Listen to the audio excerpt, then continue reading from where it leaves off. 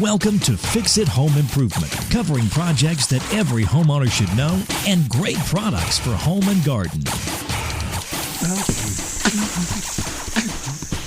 Hi, I'm JC, and this is where we share weekly home improvement tips. I'm here with my co-host, Cindy.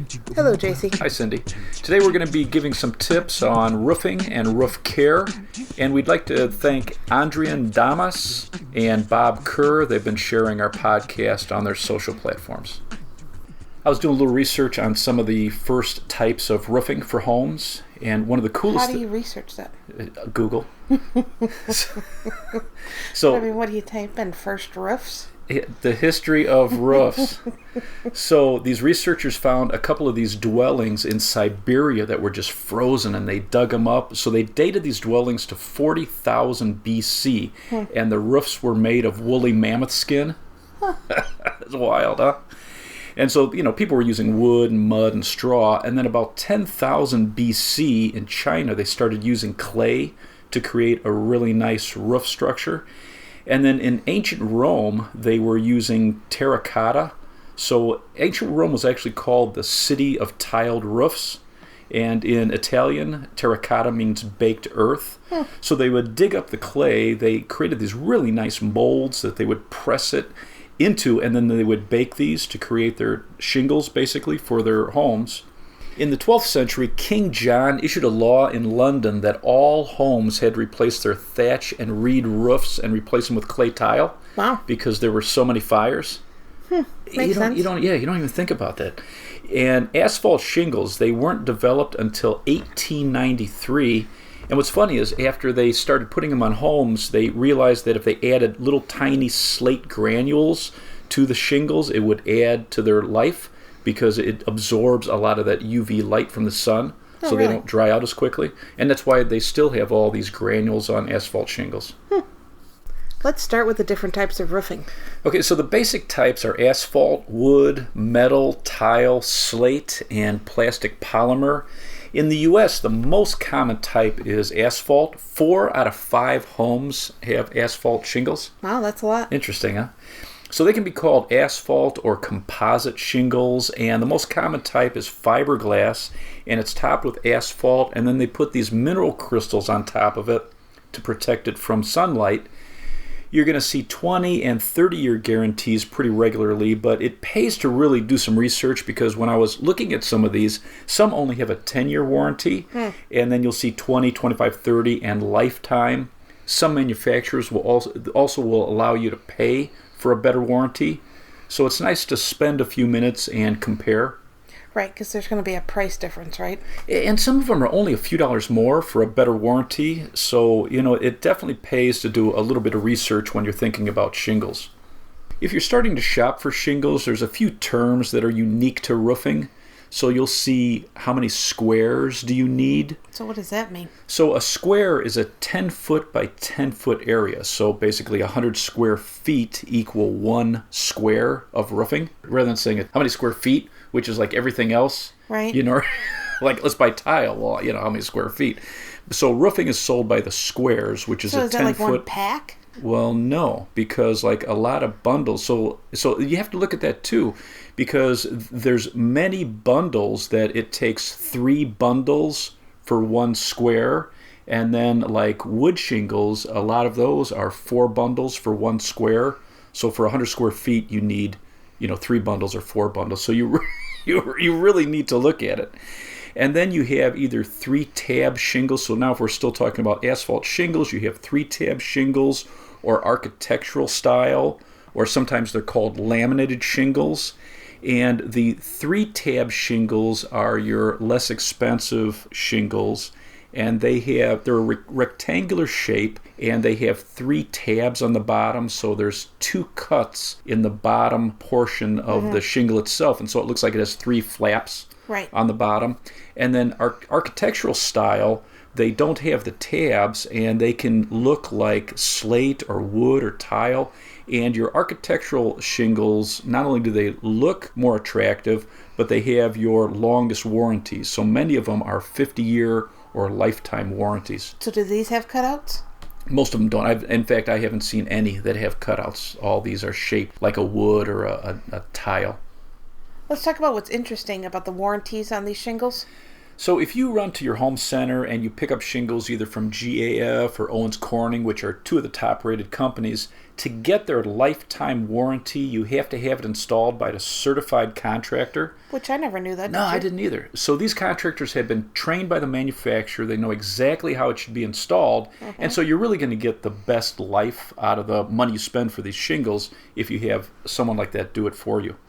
Where like my parents redid their roof a couple years ago, maybe 10 years ago actually. Okay. And it was a couple of my friends, my cousin, my two uncles, my dad on the ground supervising. I don't think any of them have ever put up a roof before, so. They went to YouTube. Yeah, well, was YouTube around? Yeah, right, exactly. At that time. Yeah. What's funny too is a lot of these manufacturers, if you install it or someone not qualified by their company installs it, they'll give you a 10-year warranty, but if you want the extra warranty, you've got to have a certified contractor.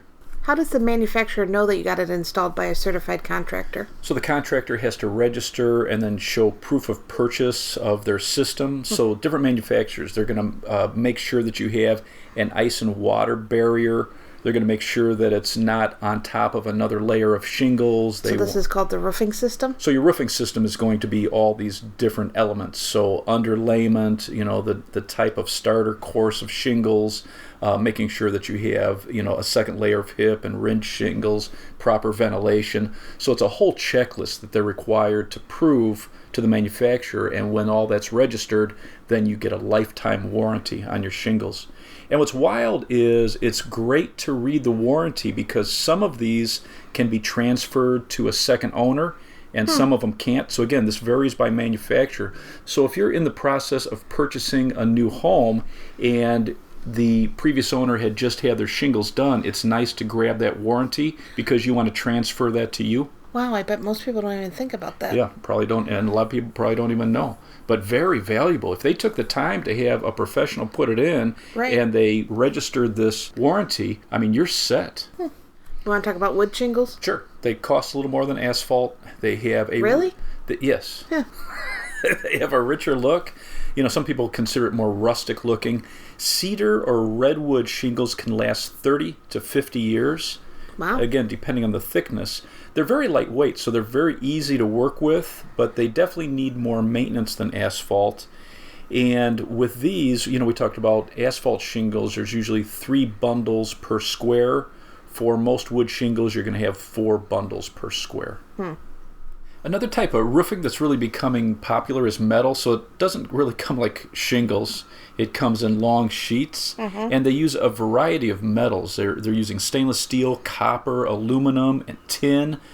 Much more expensive than asphalt, and they're much different to install. If you're getting someone to install this, you want to make sure you do your research because you want someone who's specializing in this. And most metal roofs usually start with a 30-year warranty and higher. They're nice in certain areas of the country because they're fireproof and they're insect-proof. Really? But they can be very slippery. I bet. So it's hard to run around your roof. How is it when it rains? Noisy. and it's funny. One of the myths is that it would be much more noisy, and it's usually not because you've got so much going on with your roofing system and then your attic and insulation. So from what I've read, they're really not that much louder than a normal roof. If you're thinking about tile for your roofing, they're usually made out of clay, but some are concrete. Really? So crazy heavy, and sometimes when you're putting up a tile roof system, it actually requires extra framing to hold the weight, which is pretty wild. But they look great. If you have a home that has a Mediterranean or a Spanish style, they look nice. They can last 80 years and longer, but they do become brittle over time, and they can be very expensive. I saw some quotes of $700 per square. Wow. Another very heavy roofing is slate. Yeah, I would think so. So slate is real stone, and they say it can last hundreds of years. Most of them are rated 50 to 100, but I saw a few... Hundreds of years? Hundreds of years. I saw a few of these homes built in the 1600s in London, and they're showing the roofs, and they look beautiful. Again, very, very heavy. You may have to reinforce your roof. Yeah, probably. to use Slate. And with something like this, kind of like metal roofing, you need a professional who's used to installing Slate.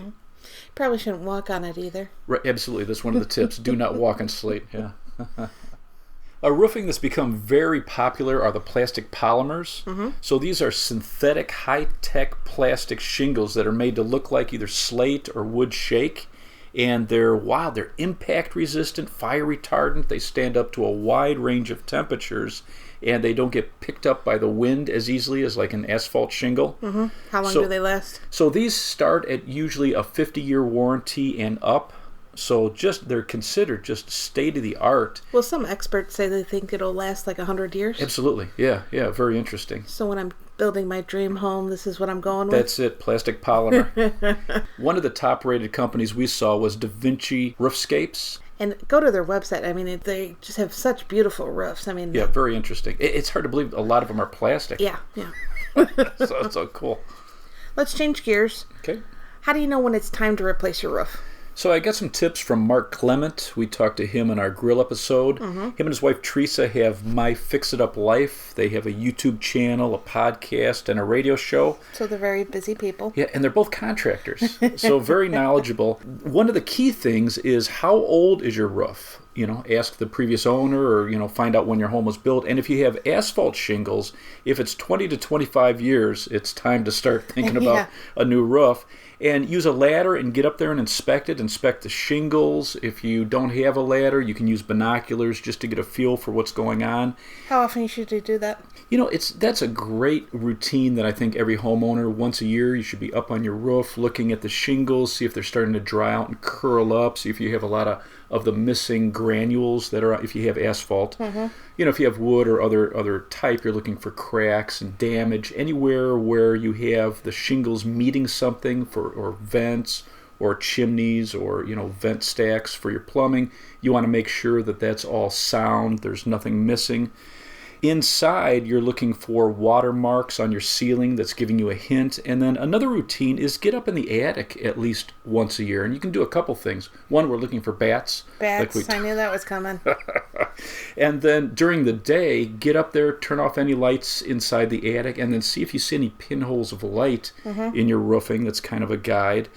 And then you're also, while you're up there, you're looking for rodent, any animal damage around chimneys and anywhere where the roof meets, anywhere where they can, like squirrels can get inside your home.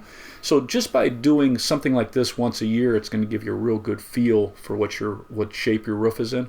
Well, this spring for Easter, we were at my uncle's house. Okay. So he took me outside and he's just like, look at my neighbor's roof. They just redid it. Look at how nice and dark the shingles are. Right. And he's like, that looks really nice. Look at how, my roof's looking kind of faded. And I'm like, well, you got a nice project there for your summer, I guess. But he was talking too about like curling of the shingles. Right, the tips start to curl.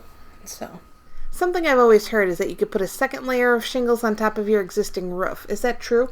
Well, you have to be careful. Many manufacturers will void your warranty if you have a second layer, and there's many communities that will not allow it. So you have to make sure you do your homework. And shingles really aren't designed to go over another layer of shingles because they're not designed to go over these bumps and dips. Right. Plus, you're adding a lot of weight to your roof. And then, if you're in an area like Chicago where you have heavy, wet snow, and now you have all this weight on top of your roof, it could definitely be a problem. You really want to check the wood deck underneath the shingles. You want to make sure that you have, solid new underlayment. Right. Because that underlayment is really helping protect against leaks and ice dams. So I would say in most cases, you want to strip that off. And if you're doing the work yourself, that's a cost that you probably want to add in because you're going to have to remove these old shingles, pick up a dumpster. You're going to need some good quality ladders. So that's interesting. So what other tools would you need? I would have a roofing shovel or a roofing scraper. So the roofer shovel, what I like about it is it looks like an edging spade, so a rectangular shovel. It has teeth on the end of it. Allows you to pry up the shingles very easily. It catches the roofing nails and pulls them out. I'd have a pry bar, a nice hammer, and then something that a lot of people don't spend the money on, but if you buy a fall protection kit, it has a harness that you can put on. It has a lanyard with this shock protection, So you hook a 25 or 50 foot long rope to this, and if you were to slip and accidentally take a tumble, it's going to keep you from falling off the roof. So for a few dollars, I think that's probably something worthwhile. My uncle replaced the roof by himself, like he didn't have any help, Right. and he tied ropes around himself and had That's smart. right, but like tied to the other side of the house, kind That's of funny. anchoring himself down. Yeah, when I first started investing, I did all that too. I would say one thing to think about though is you should probably like put tarps around the house with all this stuff flying off. I mean, if you have pets or kids. Yeah, very smart. And one more thing I would probably get is one of these large magnets. It's a big circular magnet on a pole. Right. And then you can walk around the perimeter of the house and pick up any nails that got knocked down into the yard. It's nice, especially if you have kids and pets. Or if you're ever mowing, it's nice not to launch those nails. Or if you're walking on a beach and you're trying to find money. Right. Come in handy. A new hobby. Dual purpose. What tools would you need if you're putting up the roof? So for the most popular asphalt shingles, you're going to need a roofing hammer. And I like the roofing hammers, they're designed like a hatchet.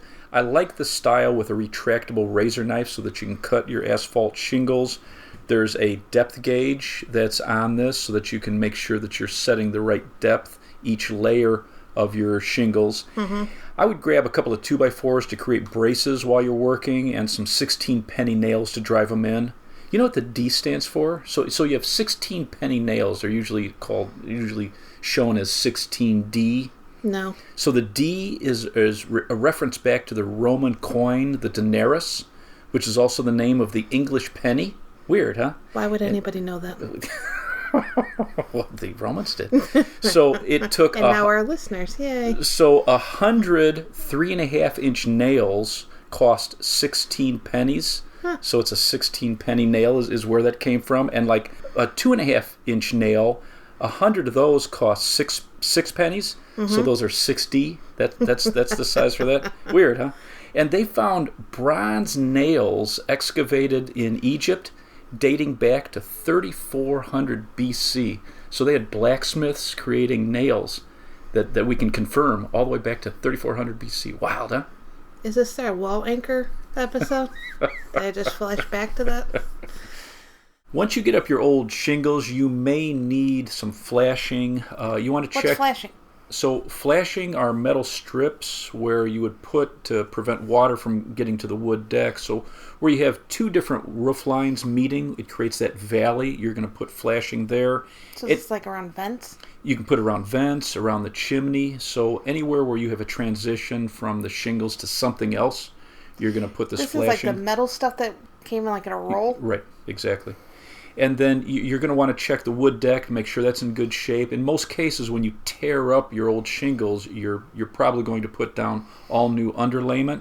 So you have to think about that. And then you're going to need, for asphalt shingles, asphalt roof cement. You're going to need galvanized roofing nails. Again, use the manufacturer's guidelines with how many you're going to need and the type and the length. And then a good utility knife and a chalk line.